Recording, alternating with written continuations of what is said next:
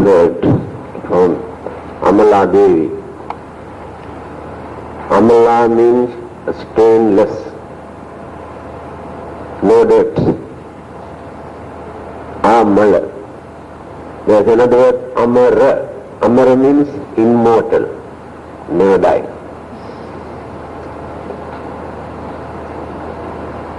She told me this morning, I am very normal. No extraordinary gadgets or adjustment. You are the chief monk, but you are very normal. Why? That is Buddhism. When the Buddha was asked whether he is a god, he said no. When any other supernatural living being, he said no. Then ordinary man, he said no. Then who are you? I am the Buddha. That's all. No extraordinary gadget. We have one member, a British lady in South Africa. She is a life member of our society. He has written to us that he has never seen a Buddhist monk. Not only that, he has never met another Buddhist. But he is alone in that country. But I have great confidence, faith in Buddhism, in the Buddha. When a person realizes the truth, it is not necessary for that person to depend on another person. There is a very interesting incident during the Buddha's time. One day, the Buddha had to spend a night in a potter's hut. When another pilgrim also visited the same place with the permission of the potter, he also occupied the same building, a small hut. So at night time, both of them, the Buddha and that stranger, started to talk to each other. Then that stranger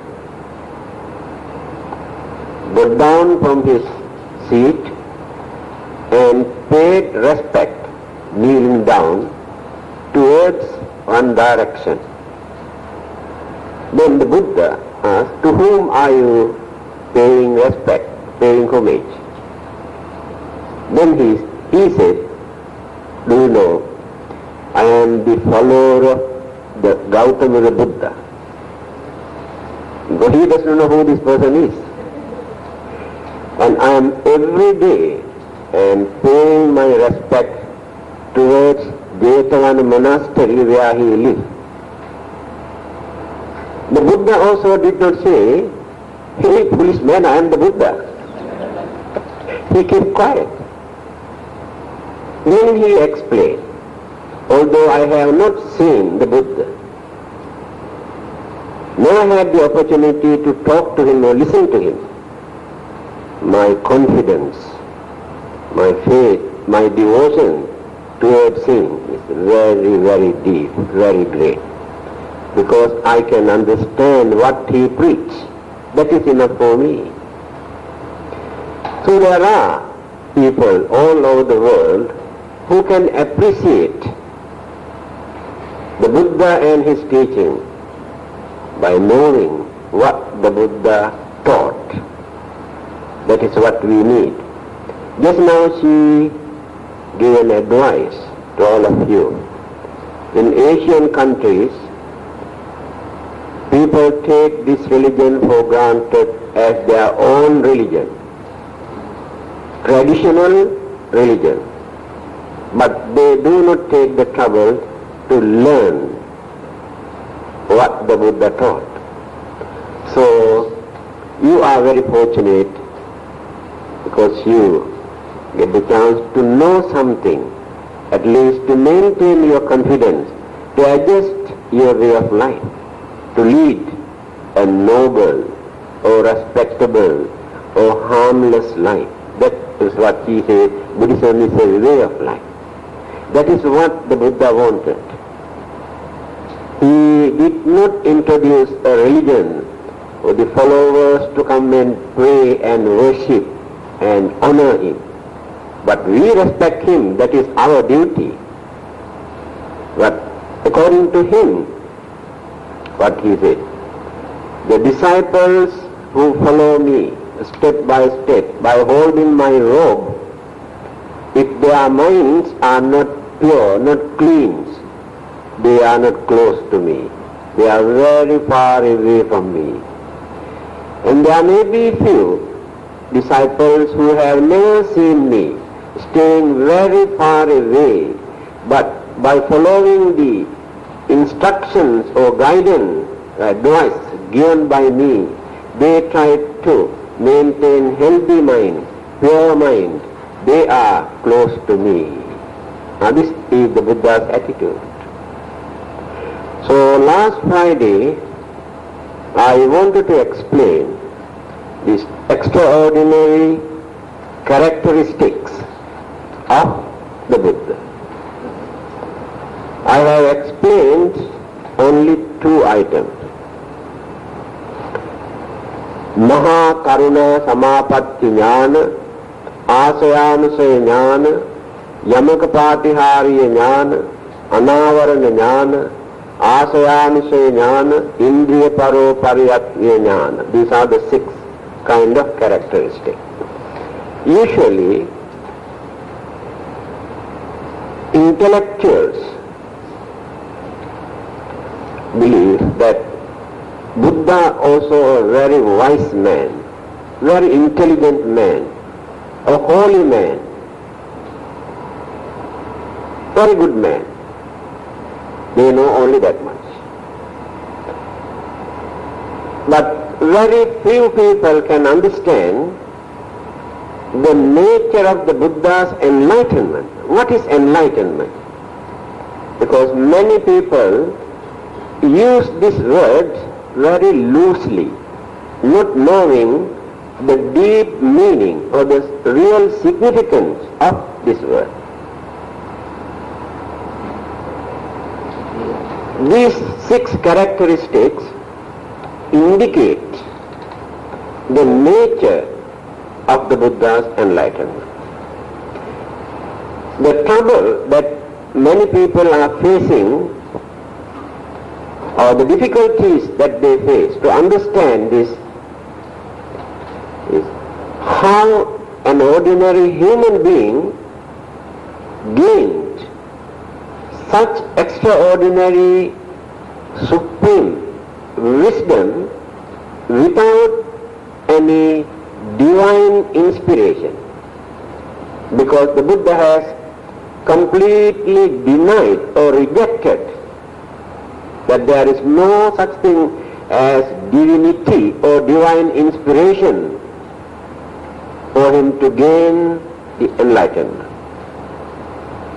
Then he explained actually what he has done during his previous birth, life after life, how he has cultivated, developed, eradicated certain bad things, cultivated all the great virtues and the good qualities, and how he developed his knowledge and wisdom and understanding, life after life. So I told you, by reducing all the evil forces from his mind, by cultivating all the good qualities, in developing his knowledge, wisdom and understanding. So there are 3 methods here. So he developed this by fulfilling 10 perfections or paramitas. So when you analyze the nature of these 10 paramitas, dana, sila, nekkamma, viriya, kanti, satya, abhitthana, metta, upekha. for us to practice one of these good qualities is not an easy task. Then you can understand how he could manage to maintain, to fulfill all these good qualities life after life until he gained his enlightenment. So the meaning of these 10 paramitas and perfection you might have heard on many occasions. So in brief, how he practiced dana, how he sacrificed everything for the sake of his enlightenment, not for his own salvation. He practiced this dana in 3 ways. By donating all his belonging, by sacrificing certain things from his physical body, such as blood and flesh and eyes. At that time also they have learned how to make use of them. And by sacrificing his whole life to save others' life and to protect others. 3 ways he practiced this dana. But how many people are there in this world who can practice even one way, even one method? Those who claim that they can gain enlightenment within this lifetime, they can become Buddhas within few hours after reciting some word and here and there, how they have misinterpreted Buddhism, how they have misled innocent people. They can produce any number of Buddhas at any time, but cannot practice even one of these 10 perfections to develop their mind. Again, the sila, discipline, behavior, character, how he cultivated. By discipline all the senses, discipline his mind, and reducing his craving and craze towards pleasure, abstaining from evil or immoral practices, he observes sila, precept. So how many people are there who can observe these principles? But they say they can become Buddhas within 24 hours. Nekkhamma, renunciation, his kingdom, his property, and various other things, his own pleasure, enjoyment, given up everything. That is called sacrifice.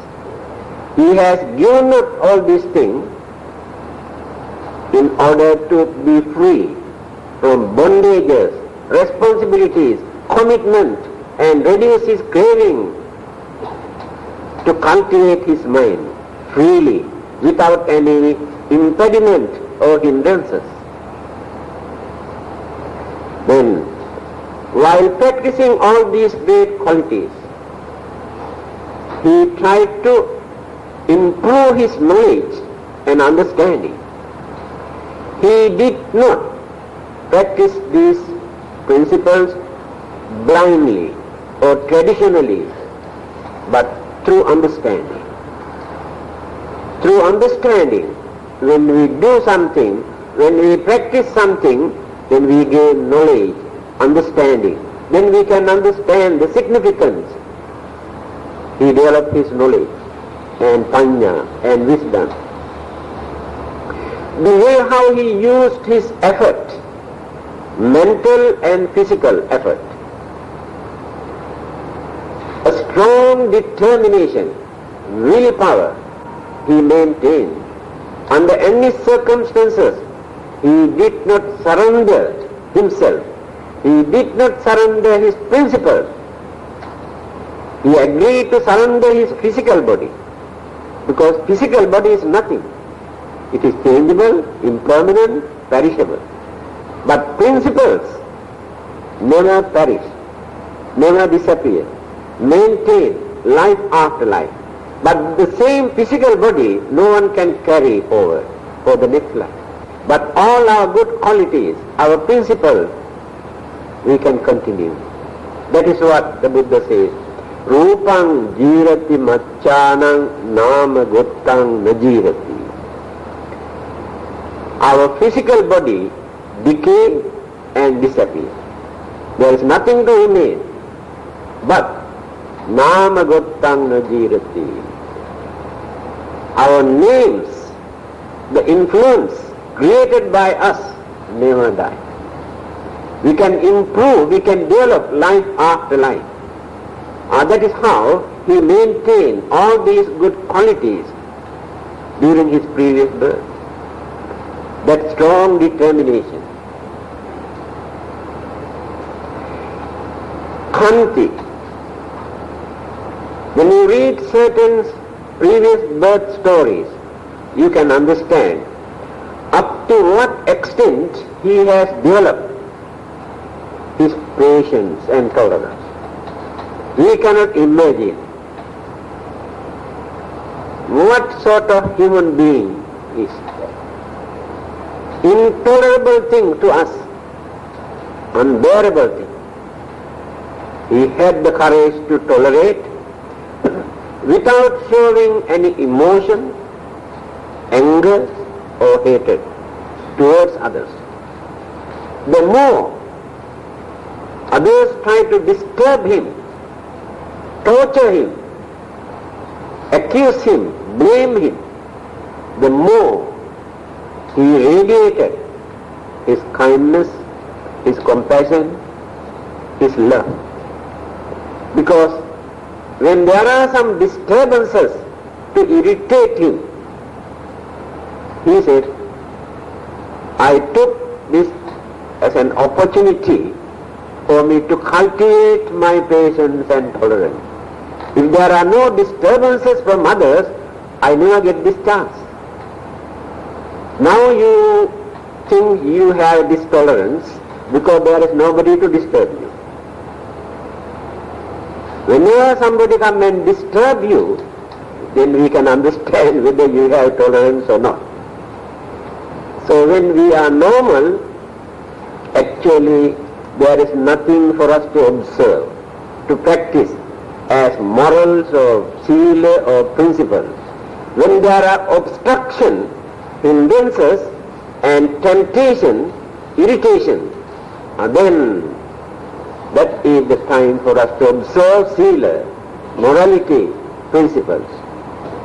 The Buddha has shown this good example in spite of all these disturbances, how he could manage to maintain his patience and tolerance without harboring anger in his mind.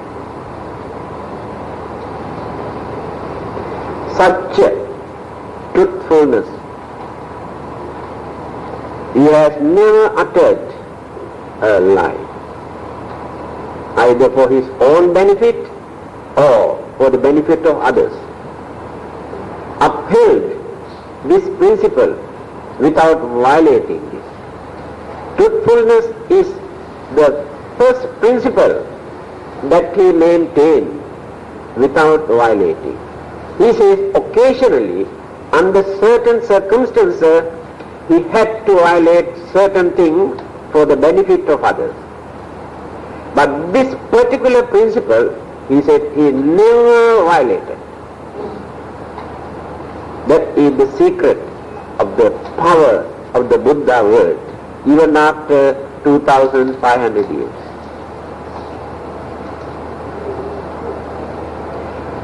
Aditthana. When we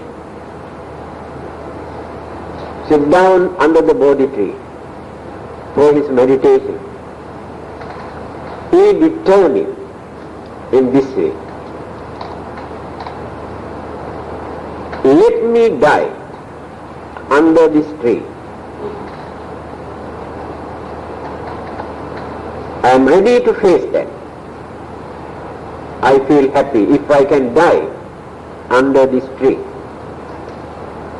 But I never get up from this seat until I gain my enlightenment. I never get up from this place as a defeated man. So with such determination, he sat down under this tree and started his meditation. So in the end, he got it. But in our case, today we decide to do certain things, and tomorrow we say never mind. Now this is the nature of our mind. Very, very weak. And you know the reason why our minds are weak. Because we have wasted our mental energy for nothing. Every minute, every second, we are wasting our mental energy through our five senses and imagination. And no more current in the mind. Therefore, how can you maintain your willpower, your determination? No current. So occasionally when you meditate, little bit, you recharge the battery, but when you go home, no more leakage there. You cannot maintain very long. And this is the nature of our mind.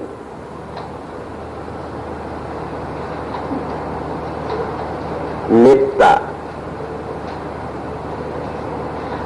Metta is goodwill.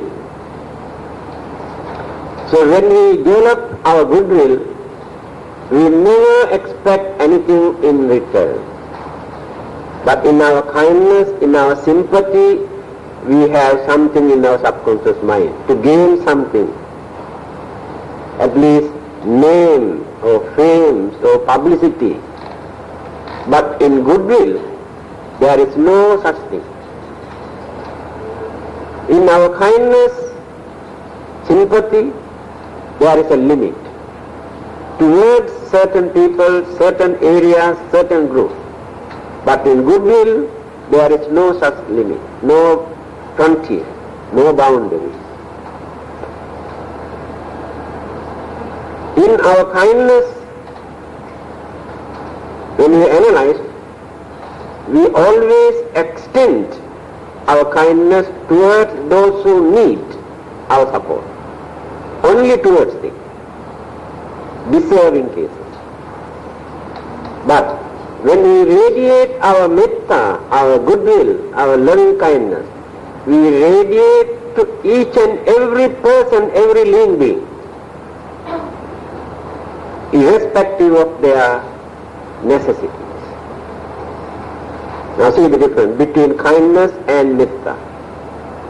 So he cultivated this type of metta, life after life.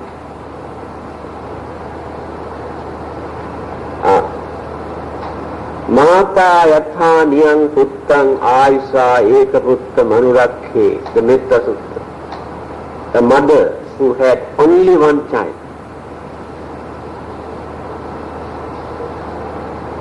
the way how she looked after this child, what sort of love and kindness and compassion and sympathy feeling that he had toward this child, only child. Mothers can understand. Those who want to cultivate this metta or goodwill must develop their feeling, their understanding up to that level in the same manner towards every living being. Evampi sabba bhutesu. Sabba means all. Bhutesu means living being. Now you can understand it is not an easy task. Becoming the Buddha is not so easy. Then the next one is upekha. This is the most difficult thing for us to practice. Discrimination, our hostility, differences by regarding race, color, tradition, religion, and many other things. So we cannot find a single human being on this earth who can extend his feeling or sympathy or kindness or treatment without any discrimination. Definitely there is some sort of discrimination. Here, in this paramita, in this perfection, a person must cultivate his feeling towards every living being, whether they are humans or otherwise. We have sympathy towards human beings, because all those religions are being introduced by human beings. But we have no sympathy towards other living beings, animals. If animals can introduce a religion, I am sure the first commandment or first principle of their religion is not to kill an animal. Here we define not to kill human being is the first principle of our religion, because human beings are the one who introduced this religion. If one day, if an animal can introduce a religion, the first principle is not to kill an animal. See the discrimination there. How can you say this is kindness or compassion or goodwill or understanding? These are the 10 paramitas that he had to cultivate. Why do we respect? Why do we worship? Why do we pay homage? Raise our hands, bow down, by considering all these good qualities. Not because he is a very powerful man who can punish us, who can reward us. We never consider in this way.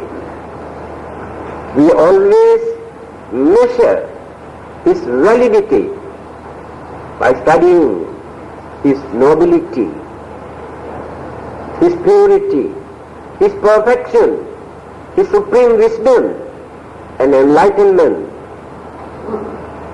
Then we do a respect. So, these few words are enough, I think, for you to understand how he gained this enlightenment without gaining any divine inspiration. So I have already explained the first two. Sabbanyuta jnana, one who knows everything, one who can understand everything which exists in any part of the universe. I explained already. Whether they are in this world or any other part of the universe, there is no difficulty for the Buddha by using that enlightenment for him to understand. Second one, I explained the nature of Mahakaruna Samapatti Jnana. When he radiates his Mahakaruna, great compassion, in that compassion, as I mentioned just now, there is no discrimination. So without any differences or discrimination, he extends his loving kindness towards each and every living being. But many others, or the founder of any religion, or anybody who got this divine inspiration, or great philosophers or thinkers, no one can do that. Extend their compassion without any discrimination. The third one, this one I did not explain, Asaya-anusaya jnana. This is the most important thing for us. Asaya-anusaya jnana. The knowledge, the understanding the Buddha had. To understand the nature of our mind, understanding capacity in our mind, how much or how far we can understand. We understand many things as truth, but truth is not there. That is only our imagination. Again, he can understand whether our minds are ready or not, whether we have developed our background, mental background, our mental process during the previous birth. Because rebirth takes place according to the mental activities of our previous birth. And we are maintaining this mental and physical process and use them according to the formation of our mind and the physical body. And nobody else can understand this. That is the secret. Why? His teaching was very effective. How people could manage to attain Sotapanna, Sakadagami, Anagami, Arahanta, one of those 4 stages of sainthood, after listening to 1 or 2 words from the Buddha.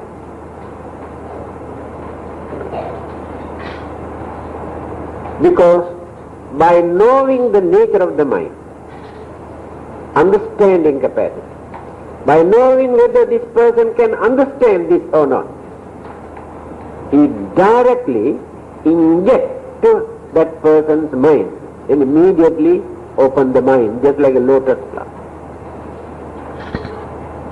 An example, a simple example we can give. There was a religious man, but he was not a Buddhist. His name was Bahir.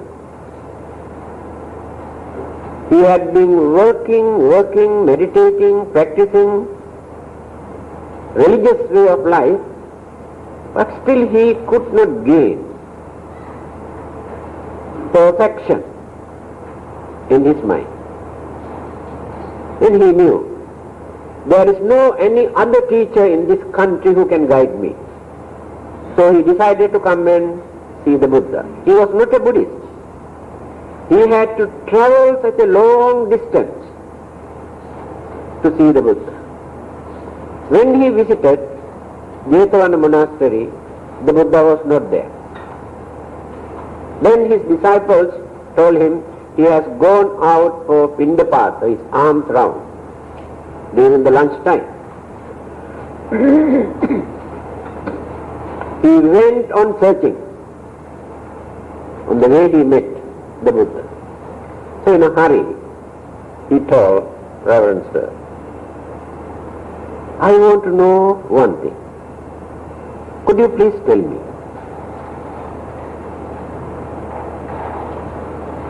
Why it is difficult for me to control my senses? I have no any other problem. I practice all the precepts and I am leading a harmless religious life. But I am facing this problem. Whenever an object arrives, through one of my senses, I get disturbances. I cannot calm my mind. So, can you please tell me what to do? Then the Buddha said, my dear friend, this is not the time for me to give a talk. I am going for my Pindapata. Don't disturb me. Second time also he said, Reverend Sir, do you know everything is uncertain or impermanent here in this world? Why not you spend at least 1 or 2 minutes to tell me how to do that? Again the Buddha says, my dear friend, it is too late now. I have to go out for begging my food. Third time, also he requested, Reverend Sir, do you know life is uncertain? Nobody knows what will happen to both of us within few seconds or few hours. Everything is uncertain. Why not we take the opportunity? Then the Buddha wanted to know why this man wants to tell me like this. Earlier he did not use that psychic power, enlightenment, to understand what is in his mind. Then the Buddha realized, this man cannot live up to tomorrow. He has to face death. That is how his existence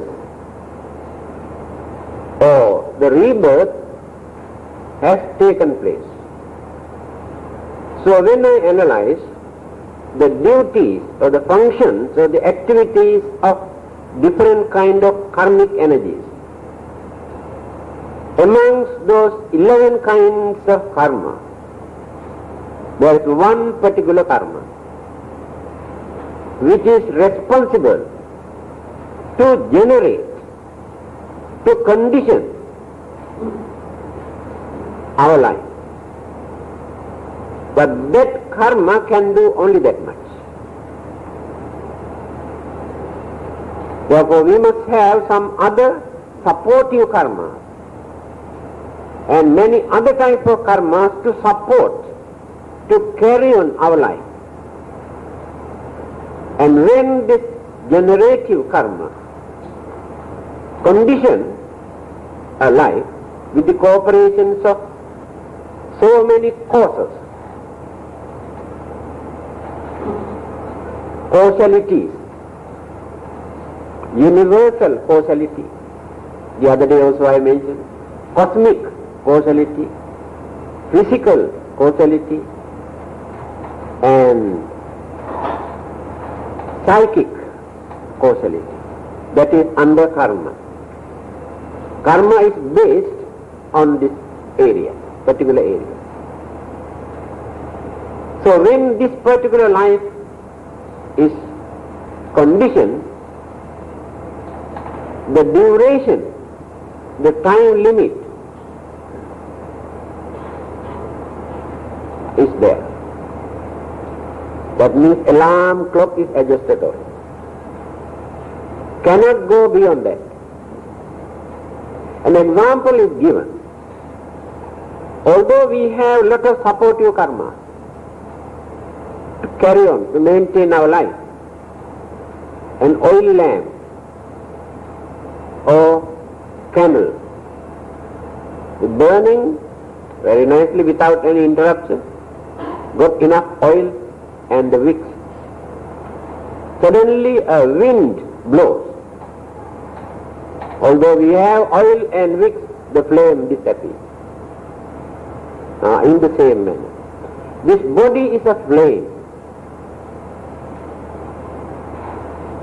Oil is the karmic and psychic energy. Wicks is the material or elemental side. Although the elements and psychic both exist, if the karmic energy is not strong enough, just like the wind blow out this flame, the light disappears. So the Buddha decided to stop going out. Then he said, my dear friend, this is not a very big problem. You said you want to know how to control your mind, calm your mind, discipline your mind when those objects through your senses disturb the mind. Now then he says, ditthe ditthamattam, sute suttamattam, evante bahya sikkhitappa. Now this is that one. It is not difficult. What does it mean? When you happen to see something, an object, may be very irritable thing, which create irritable feeling or temptation, then you disturb the mind. If you want to maintain calmness in your mind, what you have to do? Watch, look at, analyze, consider what it is. After that, stop that object there, don't bring and occupy this object in your mind. Sute sutamatta. You heard some voice, somebody is scolding you, accusing you. You disturb your mind. Your face also becomes very sour, reddish color, because of the sound vibration.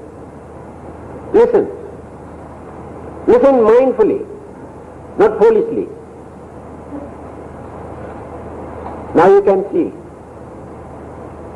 somebody is scolding you using dirty words.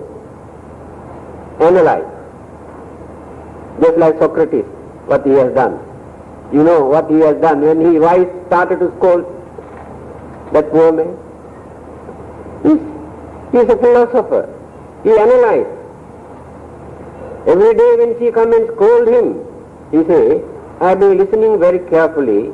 Actually, your art of talking is improving now. Better than those days. No grammatical mistakes and pronunciations of your words and emphasizing certain areas, certain words, beautiful, improving. Go ahead. And see the way how you listen to her scolding. Why not you also try this? And this is the way how wise people, understanding people react, face the challenges. And here the Buddha giving this advice. When somebody praise you, using all sort of uttering words to gain something from you, listen very carefully. Be mindful. Be careful. So your duty is listen. After that, don't bring them into your mind. Go and tell others, so and so came and scolded me by using all the dirty words he used. Then you also use some of those dirty words that he used. Another person come and praise you, appreciate you. Then you go and tell others, so and so come and tell, I am a very good man. Then that means you interrupt, you disturb the calmness of your mind. So he gave this advice, how to control all the five senses. After listening to this on the spot, Bhaya attained Arahanta. He became a saint. Because this was the only doubt he had in his mind. All the other qualifications are ready. Good qualities, virtues, knowledge, wisdom, understanding, all are there. Only this itch was there. When this depth was clear, he attained Arahanta.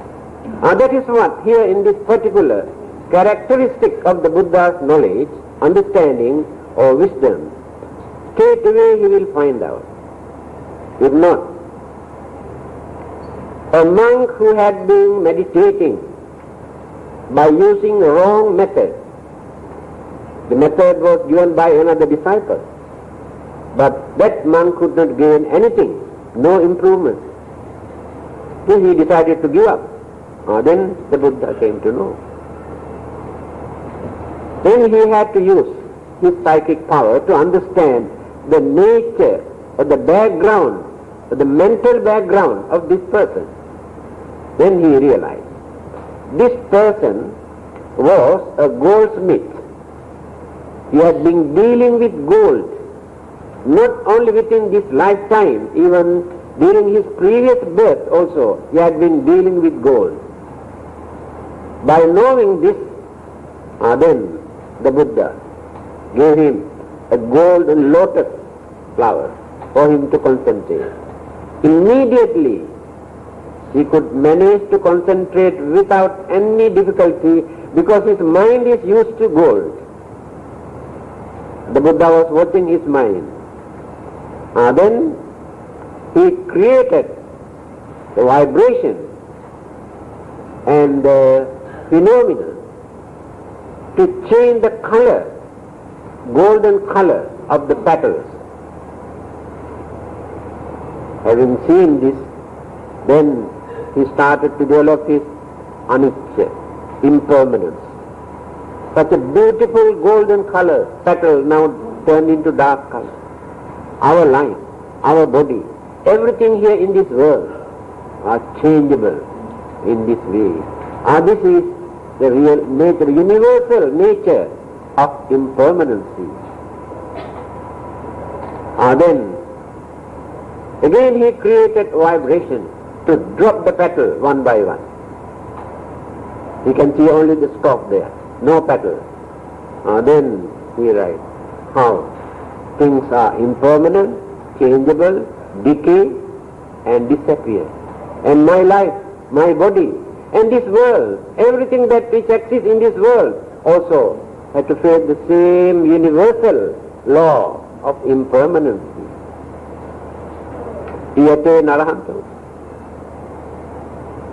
The Buddha was the only one who could do that. That is why Buddha is needed. Not for us to worship and pray, but for him to understand our weaknesses, our talent, our understanding capacity. And today, there is no such teacher who can guide us, who can teach us, who can find out our weaknesses and our talents. So we are working blindly, actually speaking.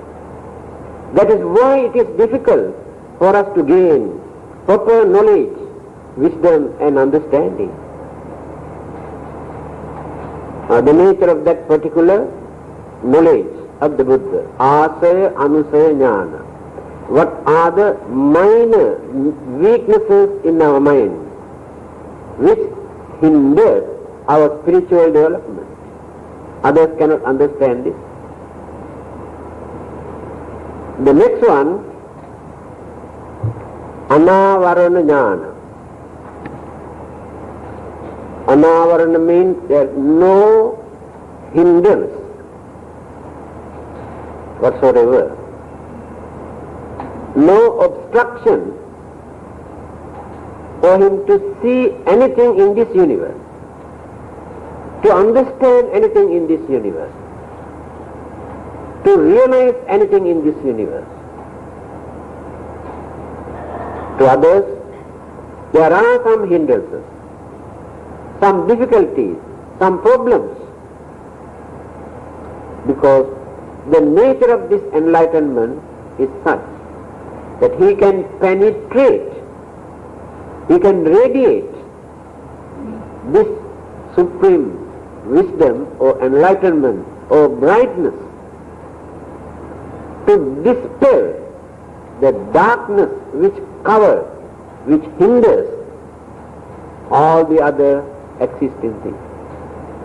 That particular knowledge is called anavarana jnana. Therefore we cannot say that the Buddha, there is something that Buddha cannot see, the Buddha cannot understand, the Buddha cannot hear. If he need, he can. Last one, Yamaka Mahapatihariya Jnana, 10 miracles. You know, the Buddha was not interested in miracles. But there were few occasions he had to perform certain miracles when he realized simply by preaching and teaching that he cannot open their mind, just like small children. By talking, explaining, children cannot understand many things. So there must be certain illustration, parables, which they can understand. Actually, in the eyes of the Buddha, miracles are nothing but a children's play. He used this way.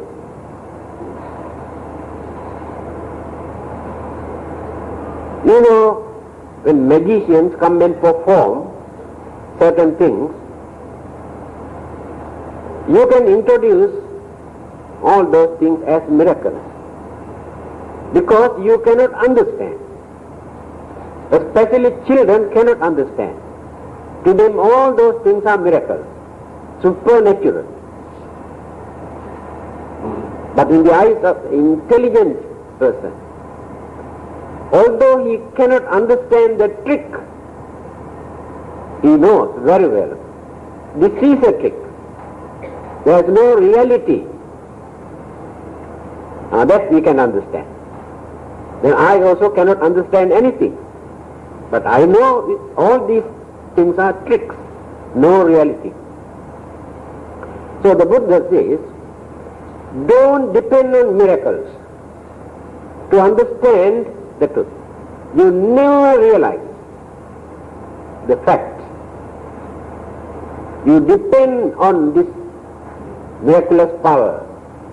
First, you pay attention for curiosity's sake, amusement. You say this is supernatural. You maintain this belief until you realize what it is. There will be a day, according to your experience, knowledge, maturity, understanding, there will be a day that you can understand what it is. Then no more miracle. Natural. Until you realize what it is, all these, especially religious people, they are very clever people to talk about miracles. All these things are children's play in the eyes of the Buddha.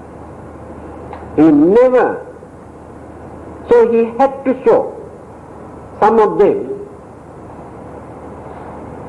to create some sort of confidence, then preach. Without creating this, those people are not ready to listen to him. First he paved the way by performing this. After that they develop confidence and devotion. Then preach. This is one of them. You know how he trained and tamed Angulimala, the murderer, through one of these miracles. Then he started to preach. How he trained all our cannibals or the devil. There are so many stories. So, first time when the Buddha returned to his hometown, Kapilavatthu, you know, he was born in a Sakya family. Sakyas were very proud. They were warriors and rulers. All the kings and rulers belong to that particular caste. And they do not respect and worship others, especially ordinary people. They respect only to their rulers or the kings. So when the Buddha visited after 7 years, his relatives, elderly people, decided not to respect him and asked small children, young ones, to come and pay respect, salute him. The Buddha noticed this. To reduce their pride, he thought, this is the proper time for me to perform some sort of miracles for these people to understand. Otherwise they never reduce their pride. Simply by preaching, he cannot convince them. Then what he did, he performed these 10 miracles. What is this 10 miracle? Fire and water both spread from the body at the same time. Because these two things cannot come out from the same channel. If there is fire, there is no water. If there is water, there is no fire. But these two coming out from his physical body. Actually, but many scholars believe, although they have written in their book, this is only fire and water, the Buddha did not spread fire or water from his body. It's only white color and reddish color. So when you study the reason or the cause of the 6 colors aura, it is not an exaggeration, it is natural. There are many others who have developed their mind through meditation gain little bit of this, not up to that extent. You have 6 colors aura, is called rays. Neela, Pita, Lohita, Odata, Manjetta, Prabhasara. 6 colors.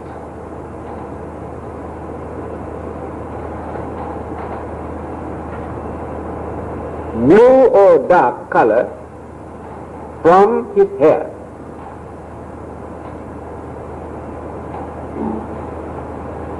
Yellow color from his skin. It is mentioned that he got the golden color skin, complexion. Reddish color from his blood.